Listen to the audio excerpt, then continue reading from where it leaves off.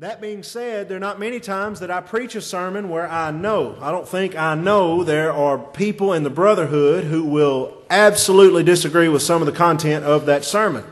And oftentimes, you don't preach a sermon where you're pretty sure there's probably someone in the audience who's going to disagree with something in the sermon. We're going to have around, 12 and 28 and 17, I don't know, around 45 points in our lesson tonight. And chances are you'll probably disagree with one or two of them. Now don't worry, they won't be as extended as general points, but we're going to go through them as quickly as possible. And so let's just get right into it. Our lesson tonight is, are you qualified to serve? And of course, if you were here last Sunday night, we delved into the role of church organization and church leadership. We talked about the role of elders and their work. We talked about the role of deacons and their work. We talked about ministers and where they fit in. And we talked about the fact that all of us together collectively are saints. And it's not that elders are above the church. It's not that deacons are below the church. It's really the fact, as we think about it, that we're all working together. And the elders, however, and one reference that we didn't make about elders is the Bible refers to them as stewards. They're stewards.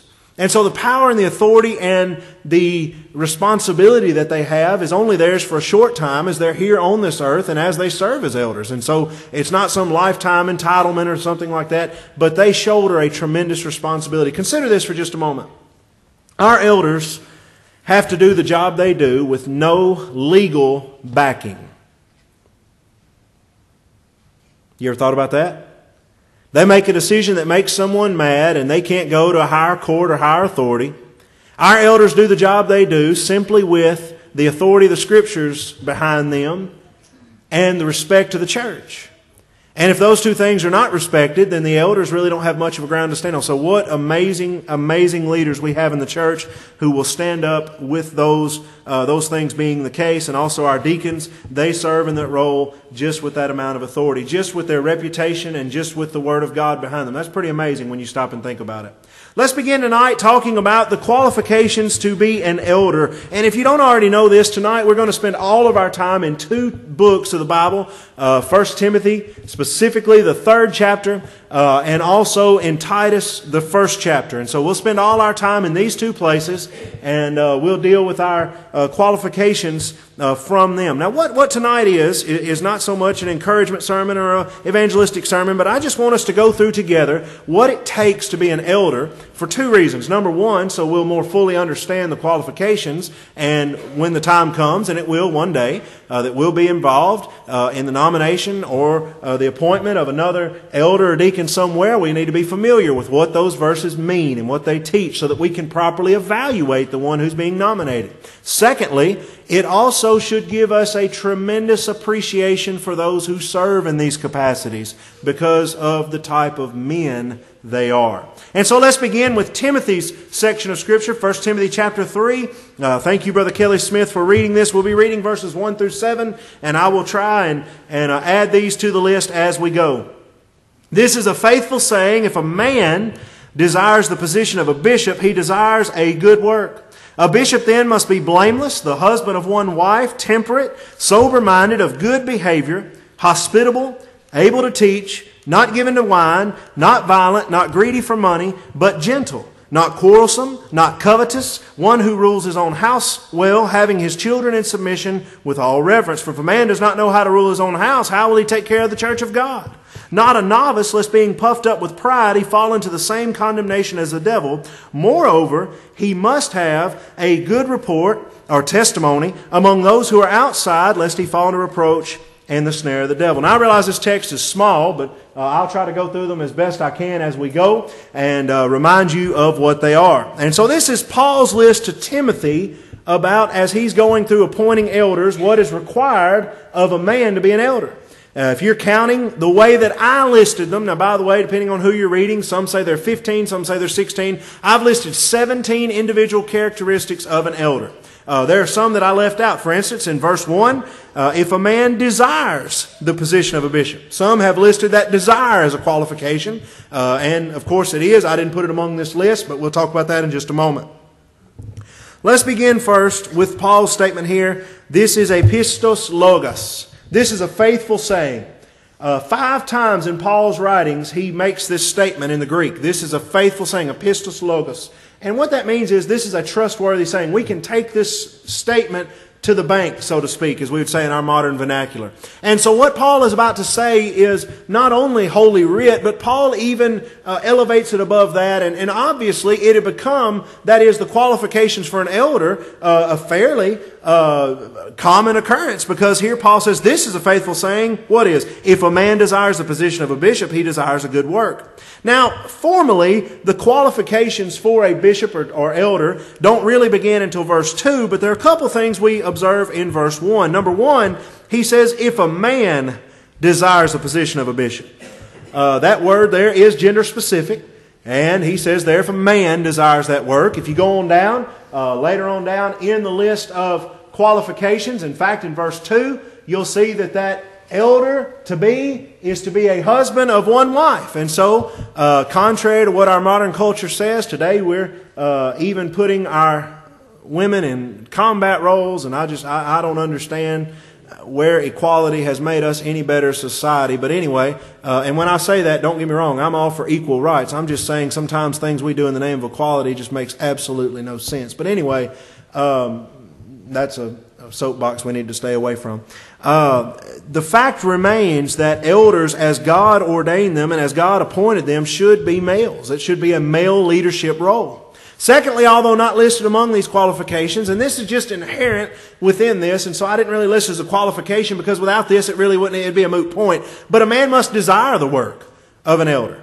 And we made the point last week that he's not desiring the position necessarily alone, but he desires the position, which is what? A good work, verse 1.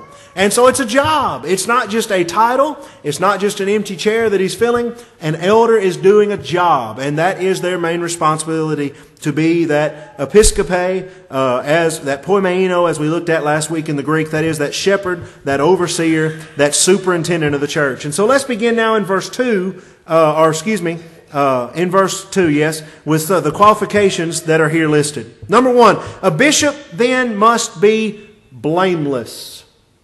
There are some commentators from years ago who said that this qualification is in fact a blanket qualification under which the rest fall. Now, I kind of can see how that can be true, and I think it's probably pretty well true, but we need to be careful about that, saying, well, just call him blameless. Well, what's the definition of blameless? They'd say, well, he gives it after that. Either way, the fact remains that an elder must be one who's blameless. Now, here's what blameless does not mean. Blameless does not mean perfect. An elder is not one who's a perfect man. In fact, if you search for such a man, according to the Scriptures, you'd never find or never have any elders. The word blameless, literally in the Greek language, according to Woost, who's an authority on Greek language, said that the word blameless there literally means not having a handle on it. Now stop and think about that for just a moment. Not having a handle on it. So an elder shouldn't have a handle on him. Well, it's not talking about love handles, not talking about weight or anything like that. What it means is that an elder should live his life in such a way that there is no one or no possibility of anyone finding any accusation or character flaw in him that can be ascertained and can be grasped onto.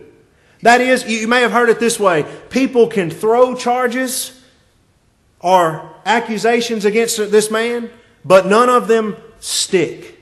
That is, none of them are sticking there, and it doesn't give anyone anything to latch on to. And so this idea of blameless carries with it inherently in the Greek language one who is really, when you think about it, yes, he's a sinner at times. He has sin in his life, but those things never stick. They never hold. And so we understand that he's just a man who, while he does have some sin in his life, he's not a sinner. He's not a reprobate. He doesn't fall under all these other qualifications. The next thing that's said about this man is he must be the husband of one wife. The husband of one wife.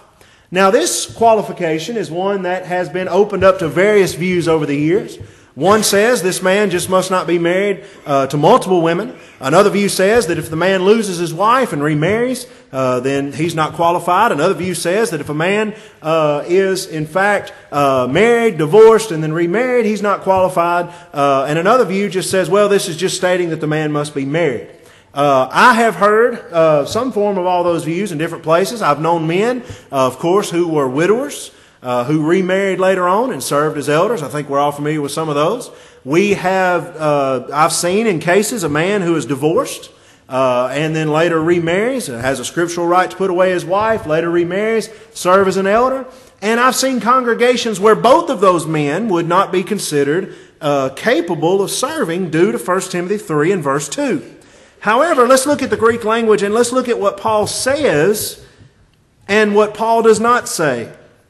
Literally in the Greek, this statement says, an elder must be. Let's go back to the word be there. That's a present tense verb in the Greek language. What does that mean? Current status. He must currently be blameless. Can you imagine anyone saying that, well, he was blameless at one time, but he is no longer? No one would say that. No one would say, well, he was at one time sober-minded, but now he's sort of off his rocker. Well, he was at one time able to teach. No, we understand that when it says that an elder or a bishop must be, that is, presently, at the current time, he must be in this situation. Paul, what situation? Well, he must be currently the husband of one wife. Do you know what that literally reads in the Greek? You're going to kind of get a chuckle out of this. In the Greek, literally, Paul says he must be a one-woman man. A one-woman man. That's what it, literally in the Greek language, a man with one woman. That's what it reads. And so, to understand this qualification, we see that a man who's a polygamist, obviously, cannot be in that situation. A man who is not lawfully wedded to a woman, that is, in an unscriptural union, or a questionable union then, would probably not be qualified to serve in this capacity. But what about if a man has been married and his wife has passed away, unfortunately, and he remarries later down the road? What is his current status? Is he the husband of two wives? No. Is he the husband of no wives? No. He's the husband of one wife, a one-woman man. In Romans chapter 7, verses 1 through 4, Paul says, do you not know that a husband is bound to his wife? Or wife is bound to her husband as long as the husband lives. But if he dies, she's freed from the law of her husband. And so death severs that bind. And a man who is a widower who remarries is not a husband of two wives. He's a husband of one wife. Now, in the same way, a man who scripturally divorces his wife, in my view, now this may be one of those things where some of you disagree, but in my view, if a man has a scriptural right to divorce his wife, puts her aside for adultery, as Jesus talked about in Matthew 19:9, and remarries, is he married to the first any longer? No. Is he a one-woman man? Ought to be. Yes. And so he then, in my view, would still be qualified. I realize there's some who may disagree with that. The next statement that Paul says about an elder is that he must be temperate. He must be temperate. Now, temperate just very simply means one who is patient, self-controlled. One who has himself under control. They don't just get run away with things. They aren't overly emotional. They're not overly eager to do things. They don't get overly angry. They don't get overly excited. Now, why would an elder need to be self-controlled?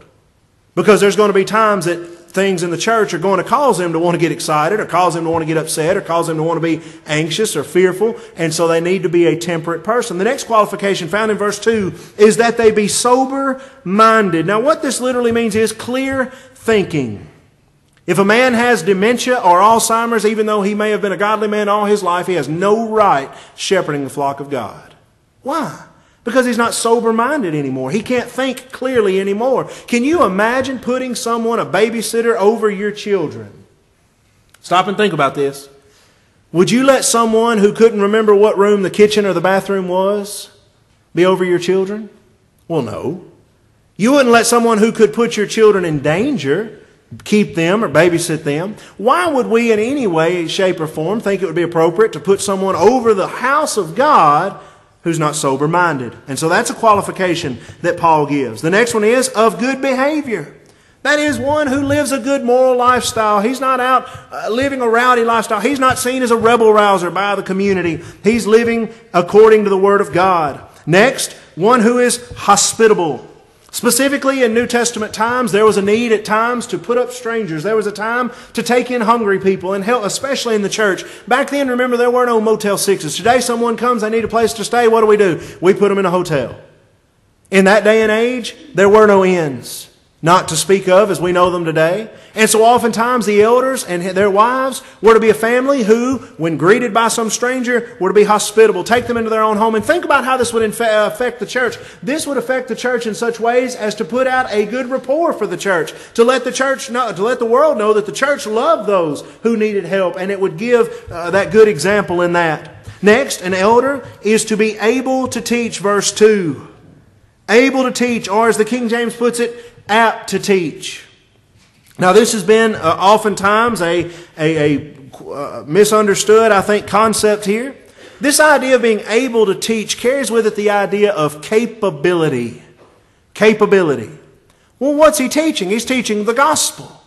Do you know our elders ought to be on the forefront of every thing that's going on in the Lord's church, as far as false doctrines that are being taught, as far as Bible study, as far as what's going on in our education curriculum, as far as what's being going on from the pulpit. If the preacher says something out of line, it's their job to curtail that. Remember, they're the ones who are feeding the flock, not the preacher.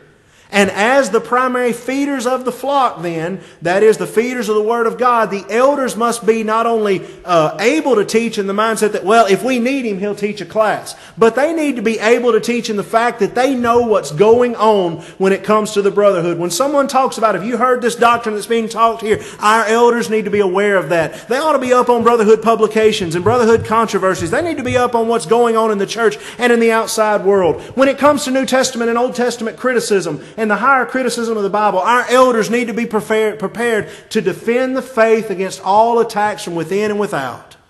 It's their job. Now, I would say of all the qualifications we talked about or we'll talk about tonight, this one, according to my own estimation across the Lord's church, is one of the ones that we are suffering the most with. Many elders have no clue what's going on outside their own church buildings. They have no clue. When someone comes and asks them about, well, what about creation? What about theistic evolution?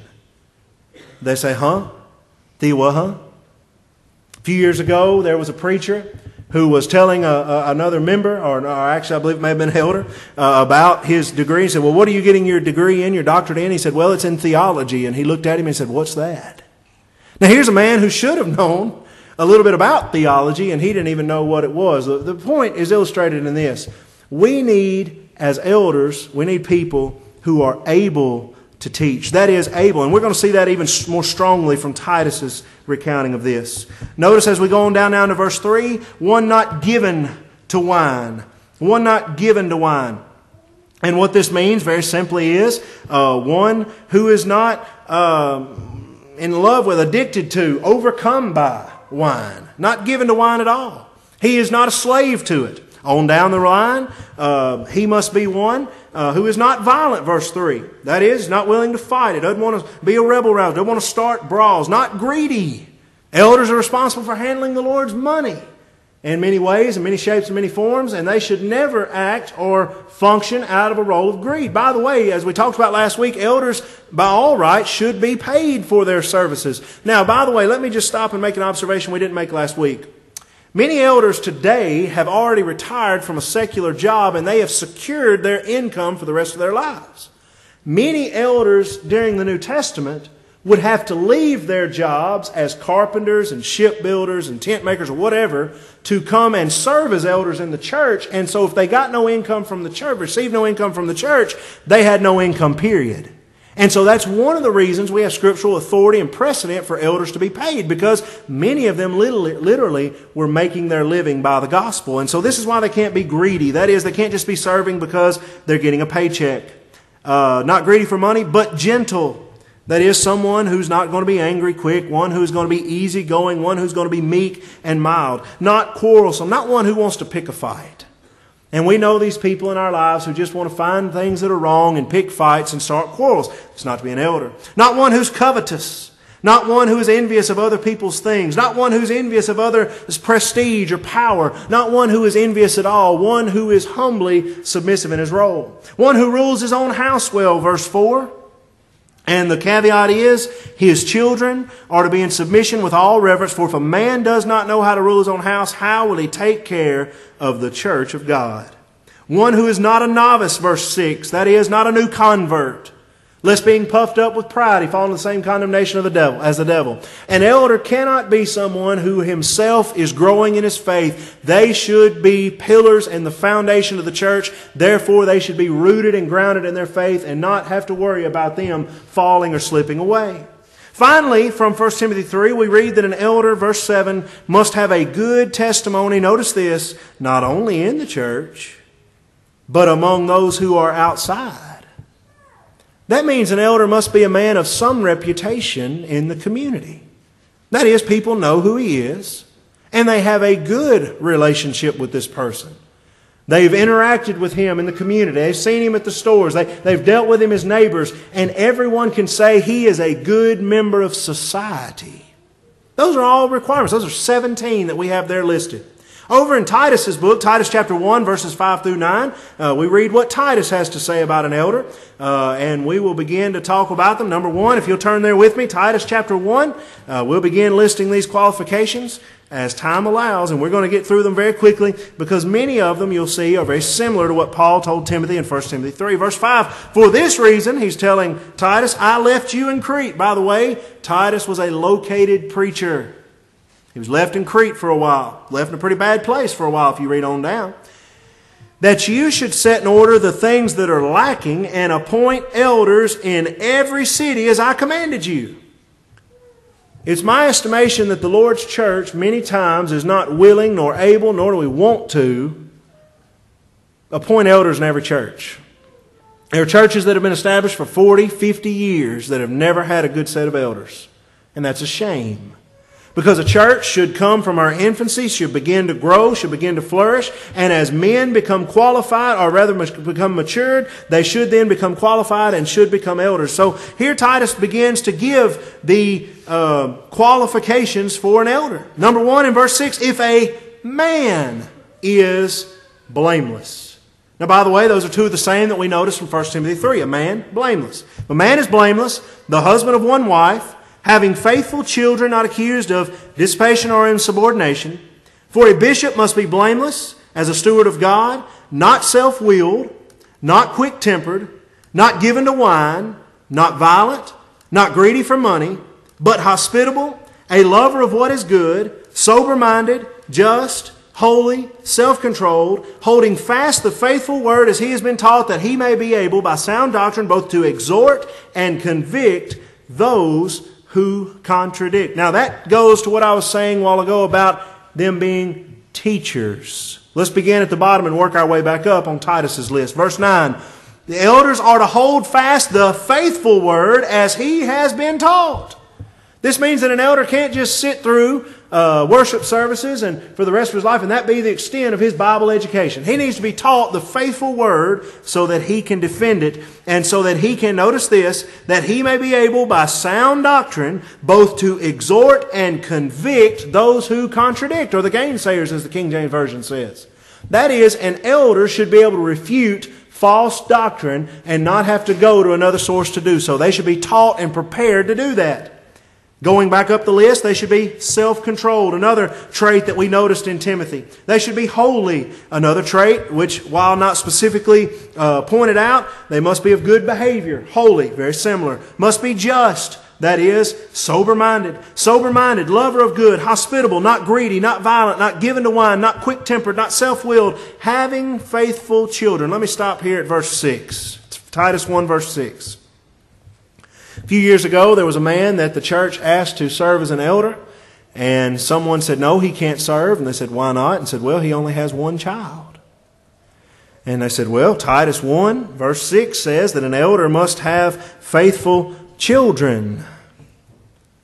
Let me try and illustrate this for you. If you were on a boat, if you were on the Titanic, and the iceberg had just been hit a few years ago, 1917, just a few days back. The iceberg had been hit, and the captain was standing at the edge of the boat and said, women with children, get in the lifeboats first. That meant that the women with multiple children, right, the women with more than one child were to be able to get in the life, and then the women with one child after, right? No.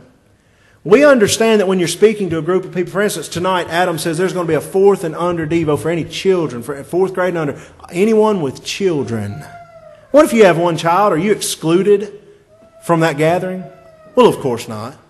In fact, when Abraham and Sarah conceived and was born to them Ishmael, Sarah talked about the fact, who would have known that Abraham would have been able to bring up children? How many did they have? One. And so I think we understand that at times, if you're speaking to a large group, by the way, if you have 5 elders, 4 of them have 2 children apiece and 1 of them has 1, and someone said, I need to see the elders' children, we'd have no problem understanding that the elder with 1 child would be included in that group. But there's some in our brotherhood, believe it or not, who say that this verse confines that an elder must have more than 1 child. And the reasons have been given as this. Well, 1 child, all children are different. And if you have 3 different children, you may have one who's very temperamental and one who's very patient, one who's very humble, and it teaches you how. Well, if that's the case, then we need to be nominating for ourselves elders with more children than those with less children. And men, if you want to one day be an elder, you need to talk to your wife and you need to have 5 or 6 more. You'll be way more qualified to serve as an elder with 9 children than you would with 1, right? No, the fact of the matter is we understand in language when you're speaking to a large group that children is plural because multiple elders have multiple children. The focus here is not on the fact that they have more than 1, but the focus in Titus 1 is that elders should have faithful children. Now, here's a question that often comes up. What if an elder has 4 kids? 3 are faithful members of the church and 1 of them turns 27 and leaves. Then what? Well, here's a question. Once again, an elder must have, present tense, having faithful children. If an elder has 1 rebellious child and 3 faithful children, does that elder have faithful children? In my estimation, the answer is yes. In many of our brethren's estimation, the answer is no. And that's why I said I realize there's some who disagree. By the way, I believe for the person who is being nominated or being considered for an elder, a lot of times this is on their own conscience. I met a man one time who had 3 faithful daughters. 1 of them was unfaithful, and he said, I'm not qualified to serve. And I said, well, brother, you've got faithful children. He said, I do. He said, but I did not do my job with that one, and so I'm not qualified. That was his own call. That was his conscience. And guess what? If his conscience convicted him such, he wasn't qualified to serve. And so those are the qualifications. By the way, 17 in Timothy, if you break them down the way I did, 16 in Titus. But if you cross them up, let me just say this. Before someone might say, well, was Titus and Timothy, were they nominating different people? I contend this. Any man that would meet the qualifications found in 1 Timothy 3 would meet the qualifications found in Titus chapter 1. Any man that met the qualifications in Titus chapter 1 would likewise meet the qualifications in 1 Timothy 3. While they are not exact list, they do point us to the exact same group of people. And so let's not forget that. So there you have the Bible's qualifications for those who would serve as elders. Now, by the way, this is just to become an elder. We talked last week about the elder's job. There's some good reading in the book of Ezekiel about the shepherds who did not do their job, who did not bind up those who were broken, who did not feed those who were hungry, who did not defend away from the wolves. Ezekiel talks about the shepherds of Israel who did not do their job. And I believe we've got many elders today who, while qualified on paper, are not doing the work and the job of an eldership. And they need to think about that. Finally, tonight as we close down, let's talk about those men who our deacons. In 1 Timothy chapter 3, verses 8 through 13, we read the only list of qualifications for deacons. This list is unique, not only because it's found in one place, but it's unique from those of elders because half of the qualifications, or rather 1/3 of the qualifications, half as many of the qualifications, that's what I meant to say, half as many of the qualifications for a deacon have to do with the deacon's wife as it does to do with himself. Did you realize that? 1/3 of the qualifications to become a deacon in the Lord's church have to do with the deacon's wife. And so let's begin. 1 Timothy chapter 3, verses 8 through 13. Likewise, deacons must be reverent, not double-tongued, not given to much wine, not greedy for money, holding the mystery of the faith with a pure conscience. But let these also first be tested. Let them first serve as deacons, being found blameless. Likewise, their wives, notice this, their wives, notice what he says here, must be reverent, not slanderers, temperate, faithful in all things. Let deacons be the husband of one wife, much like an elder, ruling their children and their own houses well. For those who have served well as deacons obtain for themselves a good standing and great boldness in the faith which is in Christ Jesus. And so very quickly, let's go through this list. Number one, reverent. One who is not walking around all the time with too loose of an attitude. One who reveres not only his post, but the God who gave him that post and the God he serves. One who has the proper respect for mankind, for God, for the church, for the soul of individuals. That is a deacon. Number two, verse 8, one who is not double-tongued. That is, one who doesn't tell you one thing, then does another. One who tells one person one thing, then tells something. In other words, we might call this trustworthiness. One that we could trust to keep their word and to do as they said. And when given the responsibilities of a deacon, we need men that we can trust to do as they've said they're going to do. One who's not given to much wine. There's been much made about the word much here. Let me just stop and say this. If I told you that a person was not to be given to much evil, would it be okay for them to be given to a little bit of evil? No, I don't think so. There have been much made about, well, elders are not to be given to wine, deacons not to be given to much wine. That means they can be given to wine, but not to much wine. Well, you know, we're making a distinction there that Paul didn't necessarily make. Have you ever stated something that you're saying about the same thing sometimes and just state it in a little bit different way, use a little bit different words? It's amazing to me that people will try to use the qualifications for some of our godliest men as a pass for them to go out and get drunk.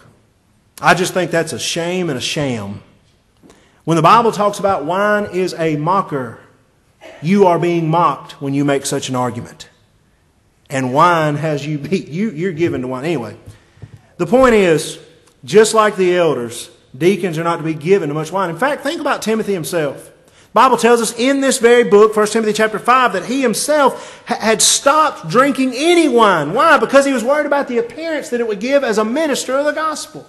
Not to mention that the wine that many people drank in that day and age contained less than 1/10 of the amount of alcohol that our current day alcoholic beverages have. Why? Because there was no such thing as a refrigerator. There was no such thing as pasteurization. Today we are blessed to go anywhere around us and find a store that sells clean drinking water. They sell purified milk. They sell Cokes and everything else in the world that we might want to drink. And if we in our culture today drink alcohol, it's because we choose to, not because we have to. That's the distinction.